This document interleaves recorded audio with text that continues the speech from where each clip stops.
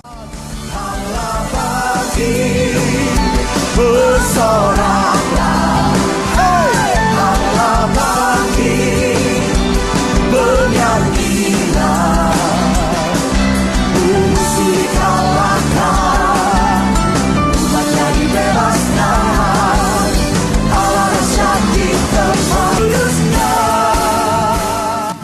Shalom saudara, selamat pagi, selamat Paskah, selamat hari kemenangan. Puji Tuhan, pagi hari ini kita ada sebagaimana ada. Itu semua karena perbuatan tangan Tuhan yang ajaib. Kita berdoa saudara. Bapa di surga, terima kasih pagi hari ini, pagi yang terindah yang Tuhan berikan bagi kami. Dan biarlah segala kekuatan, kesehatan Tuhan limpahkan bagi kami maksimalkan hanya untuk Tuhan. Ajar kami duduk diam saat ini Tuhan, untuk mengerti bahwa kebangkitan-Mu begitu istimewa bagi kami. Urapi hamba-Mu yang menyampaikan kebenaran firman-Mu pagi hari ini, di dalam nama Tuhan Yesus hamba berdoa. Haleluya, amin. Baik, shalom saudara, puji Tuhan, satu anugerah yang luar biasa pagi hari ini.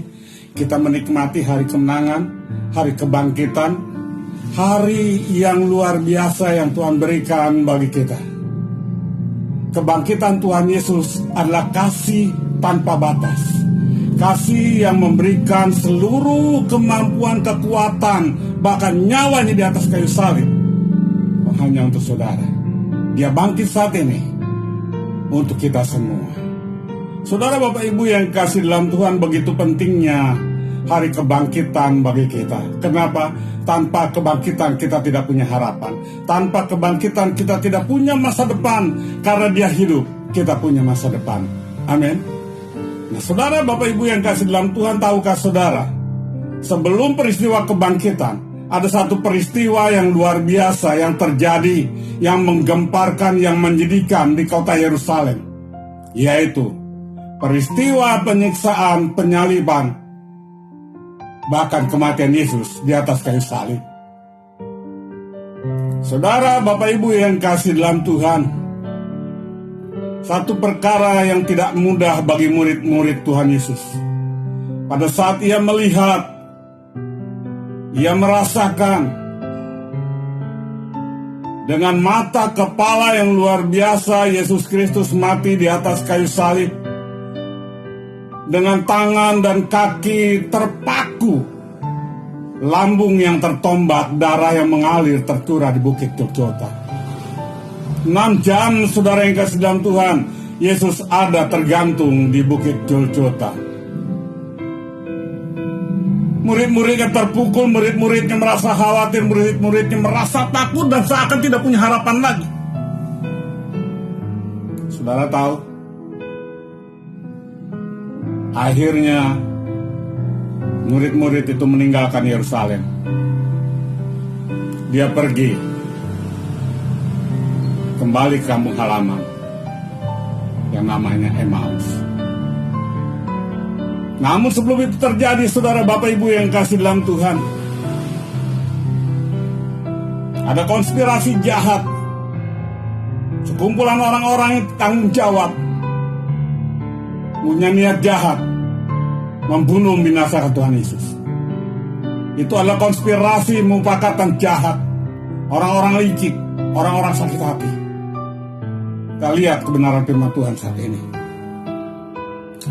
Saya akan baca dalam Injil Matius pasal yang ke-26 ayat 1 sampai dengan 5 demikian. Setelah Yesus selesai dengan segala pengajarannya itu, berkatalah ia kepada murid-muridnya, "Kamu tahu bahwa 2 hari lagi akan dirayakan Paskah, maka Anak Manusia akan diserahkan untuk disalibkan. Pada waktu itu berkumpullah imam-imam kepala dan tua-tua bangsa Yahudi di istana imam besar yang bernama Kayafas. Dan mereka merundingkan suatu rencana untuk menangkap Yesus dengan tipu muslihat dan untuk membunuh Dia. Tetapi mereka berkata, jangan pada waktu perayaan, supaya jangan timbul keributan di antara rakyat." Saudara, Bapak Ibu yang kasih dalam Tuhan, kalau kita membaca konteks ayat ini, ada 2 rencana. Yang pertama adalah rencana Allah, yaitu untuk menyelamatkan seisi dunia ini karena sudah bobrok rusak karena dosa-dosa. Dan yang kedua adalah sekumpulan orang yang punya rencana juga, yaitu rencana jahat. Ayat pertama dan ayat kedua adalah rencana Allah. Rencana Allah yaitu untuk menyelamatkan seisi dunia ini. Karena dunia ini sudah rusak dengan dosa, dunia ini sudah rusak dengan kejahatan. Oleh karena itu, saudara, Bapak, Ibu yang kasih dalam Tuhan, tidak ada satu seorang pun yang bisa dan mampu mengampuni dosa manusia. Olehnya Allah berkehendak untuk memberikan anak yang tunggal, supaya setiap orang yang percaya kepadanya tidak binasa, melainkan beroleh hidup yang kekal. Diutus anak yang tunggal karena dunia ini sudah rusak. Itu rencana Allah untuk menyelamatkan dunia. Dia mati di atas kayu salib untuk pengampunan setiap dosa manusia yang percaya kepada Dia. Allah mengutus anaknya karena begitu besar kasih Allah akan dunia ini, sehingga Dia karuniakan anak yang tunggal. Supaya apa? Supaya setiap orang yang percaya kepadanya tidak binasa, melainkan beroleh hidup yang kekal. Kebangkitannya membuat suatu respon, kebangkitannya membuat satu kepercayaan, kebangkitannya membuat orang semangat hidup kembali. Dan murid-muridnya meninggalkan Yerusalem karena dia takut masa depannya. Karena tidak ada harapan lagi, kecewa, terintimidasi, bahkan dia takut akan ditangkap dan dibunuh. Saudara, mungkin kita ada di antara murid-murid mereka yang takut dengan masa depan kita. Kita merasa kecewa. Tapi dengar baik-baik. Ada satu kuasa yang pada waktu itu pula akan menguatkan, menggerakkan. Namanya kuasa bangkitan. Itu rencana Allah, saudara yang kasih dalam Tuhan. Yang kedua adalah rencana sekumpulan manusia. Rencana sekumpulan manusia ini adalah rencana yang jahat, yang dibuat, dilakukan oleh imam-imam kepala dan tua-tua bangsa Yahudi berkumpul di rumah imam besar Kayafas. Untuk apa mereka berkumpul? Mereka juga punya rencana. Rencana mereka adalah rencana jahat untuk menangkap, membunuh yang namanya Yesus Kristus. Ini ada satu konspirasi kemufakatan jahat untuk menangkap yang namanya anak manusia, yaitu Yesus Kristus. Kenapa dia menangkap dan kenapa dia membunuh? Saudara, karena dia merasa terganggu kewibawaan agamanya. Ada persaingan di dalamnya, sehingga dia mempergunakan perundingan dengan gaya tipu muslihat yang jahat. Apa itu tipu muslihat? Tipu muslihat adalah licik, saudara, keji, bahkan menggunakan dengan segala cara, menghalalkan segala cara. Orang jahat semua menghalalkan segala cara, saudara. Licik dan keji. Ada mufakatan jahat. Apa pemufakatan jahat itu? Mereka mengumpulkan satu teamwork, satu tim kerja untuk menjerumuskan, bahkan menangkap, menuduh, memenjarakan, bahkan menyiksa, meludahi nama Yesus Kristus. Darah Bapak Ibu yang kasih dalam Tuhan. Lihat, saya baca ayatnya. Ayat 3 dan 4 demikian. Pada waktu itu berkumpullah imam-imam kepala dan tua-tua bangsa Yahudi di istana imam besar yang bernama Kayafas.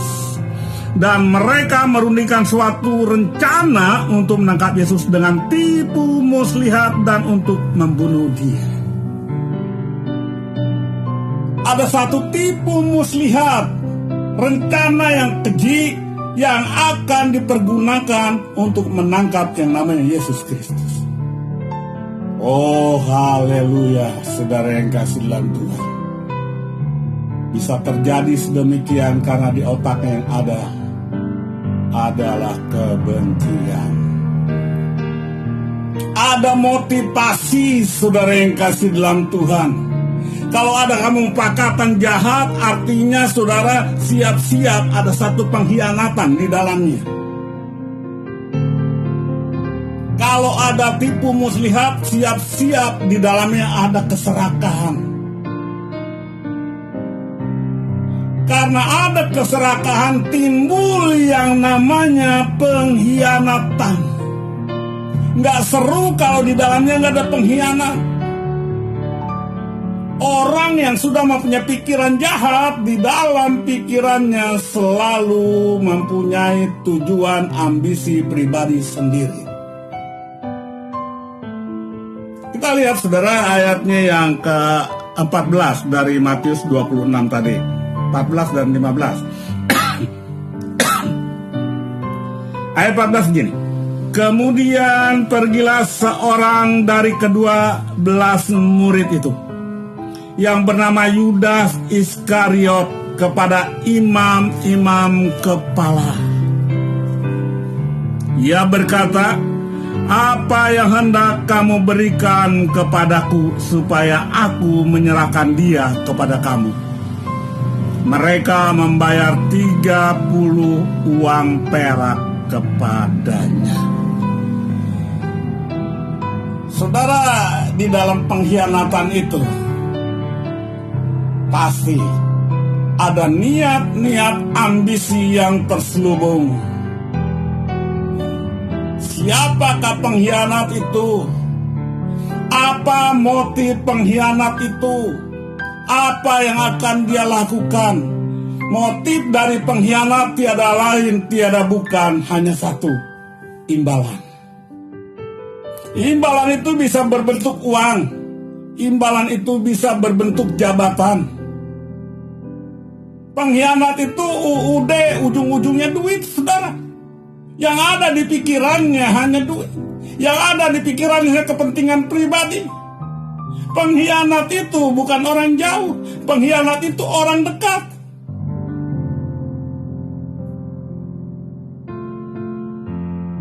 Kalau jauh itu namanya musuh. Musuh itu bisa dilihat. Musuh itu bisa diperhitungkan. Musuh itu bisa ditangkal. Tapi pengkhianat ada di dekat kita yang tidak kelihatan.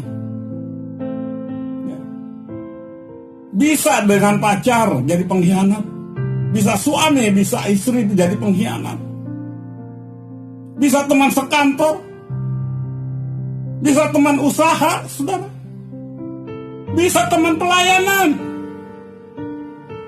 yang jadi pengkhianat. Dia bisa sikut kita.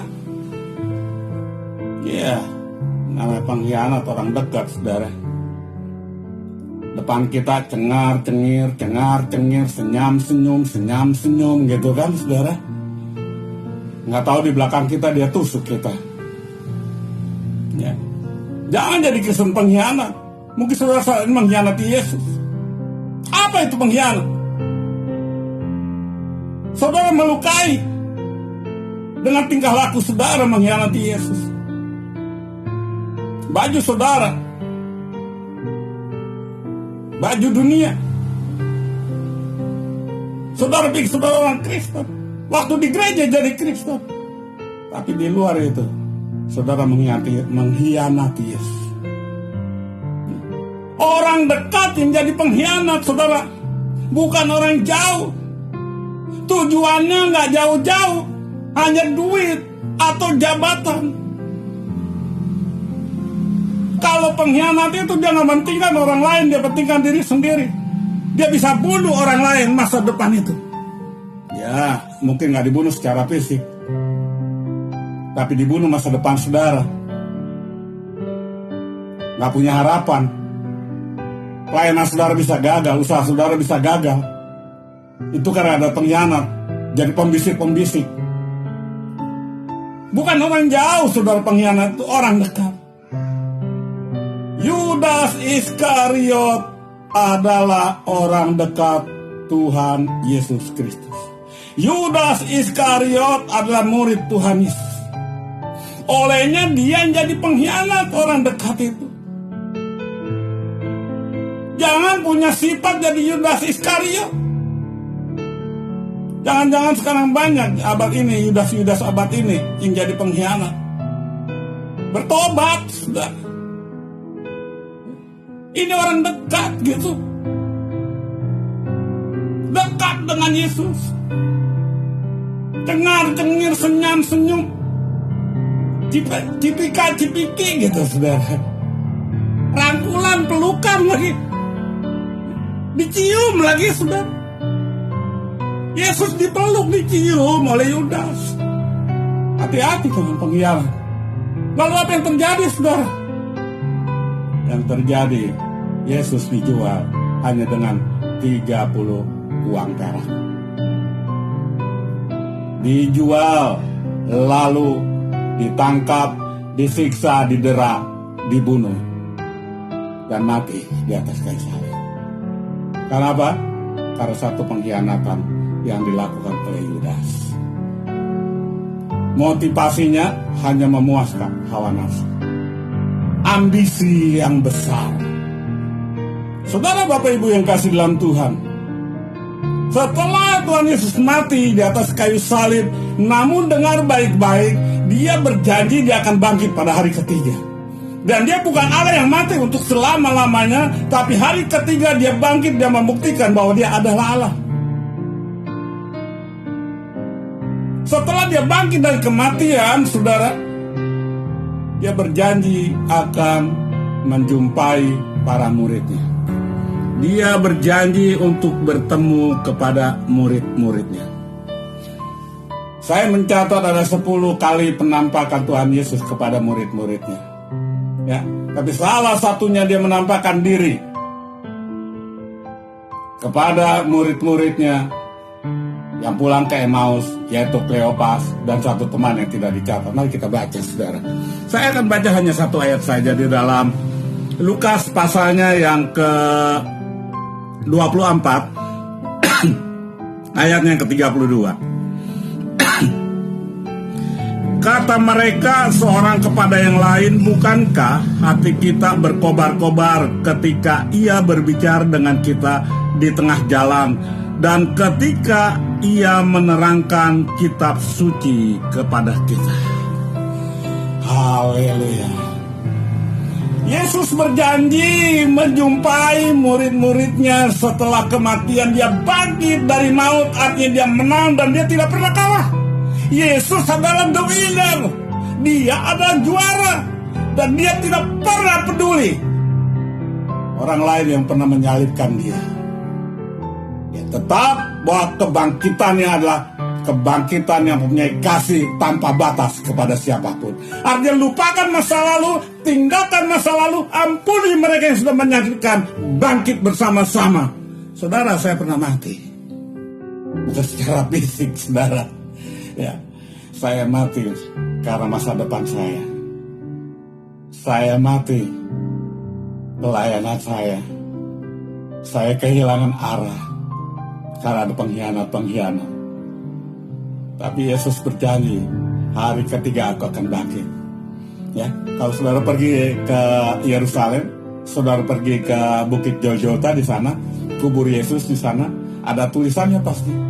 Ya, He is not here. Dia tidak ada sini. He has risen. Dia sudah bangkit. Dia tidak ada di sini dan sudah bangkit. Itu membuktikan bahwa Yesus berkuasa atas maut. Sekarang maut apa yang berkuasa dalam hidup saudara? Mungkin saudara bilang saudara tidak punya harapan. Seperti murid-muridnya merasa kecewa, ditinggalkan dan takut, dibilang gak punya harapan. Dengar baik-baik, hari ini Yesus bangkit untuk saudara. Tinggalkan masa lalu saudara, lupakan masa lalu saudara. Apa yang terjadi saudara? Ini tema Paskah yang luar biasa, saudara yang kasih dalam Tuhan. Di Emmaus kutemukan kehidupanku kembali. Dengan firman Tuhan ini saya menemukan kehidupan saya kembali, saudara. Waktu saya sudah mati tidak punya harapan, tetapi pada saat saya baca kebenaran firman Tuhan ini, saudara yang kasih, kata mereka seorang kepada yang lain, bukankah hati kita berkobar-kobar, ada kehidupan baru, ada semangat baru ketika apa? Ketika Yesus berbicara kepada kita. Dengar pada saat dengar kebenaran firman Tuhan. Dengar firman Tuhan. Hati sudah berkobar-kobar. Bangkit kembali kehidupan yang baru. Ya. Saat ini, pastikan hari Paskah ini adalah hari kebangkitan untuk saudara dan saya. Hari kebangkitan untuk anak-anak Tuhan yang percaya. Di Emmaus kutemukan kehidupanku kembali. Lupakan masa lalu saudara. Lupakan pengkhianat-pengkhianat. Lupakan dendam-dendam lama. Mari, hari ini Yesus bangkit ke kita. Yesus mengampuni mereka, Yesus juga mengampuni kita. Dan hari ini adalah kebangkitan yang Tuhan berikan. Pastikan kemenangan di pihak anak-anak Tuhan. Saya percaya kalau Yesus sudah bangkit dari kubur, saya juga percaya pelayanan saya akan bangkit. Amin. Pelayanan saudara juga akan bangkit.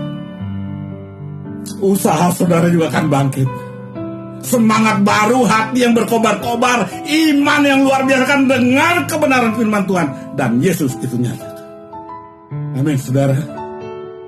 Jangan jadi pengkhianat. Jadilah kebenaran firman Tuhan yang memberkati orang lain. Terima kasih. Satu hal yang pasti, Tuhan memberkati saudara. Mari kita berdoa. Bapak, terima kasih kalau pagi hari ini kami sudah mendengar suara kebenaran itu. Tuhan mengajar kami melupakan masa lalu kami. Kami harus bangkit, melihat ke depan bahwa ada kehidupan baru yang Tuhan berikan. Di Emmaus, kutemukan kehidupanku kembali. Terima kasih Bapa, dalam nama Tuhan Yesus. Hamba berdoa. Haleluya. Amin. Di Tuhan.